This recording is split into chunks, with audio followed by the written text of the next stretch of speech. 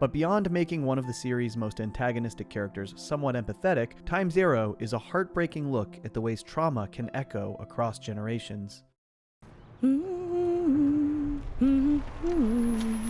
As I mentioned, this episode is explored through Beatrice's dementia, which is an incredibly creative framing device. The events of Beatrice's life occur out of order, and scenes often cut back and forth through time. One moment Beatrice is at her debutante ball, the next she's back at home getting ready. Sometimes the reality of the present with her son Bojack sneaks into these memories. Other times we're seeing Beatrice's battle with scarlet fever as a child. The important pieces of these memories come through clearly, while the less important details are sometimes not present at all. Nearly every non-important or background character is literally faceless. Some details are altered or changed based on her perception of those things at the time, like this opening sequence from Beatrice's childhood. The ladder to the slide that Beatrice climbs appears unbelievably tall, with dangerous crooks in the bars. This must have been how the ladder felt to Beatrice at this age, and so her reeling mind is adjusting her own memories to the reality of those emotions and fears. But while this is an incredibly interesting way to tell the story, it technically makes Beatrice an unreliable narrator. We can't be certain what she remembers is truly accurate, because her recollection cannot be fully trusted. And while I think they do seem to mostly tell an accurate story,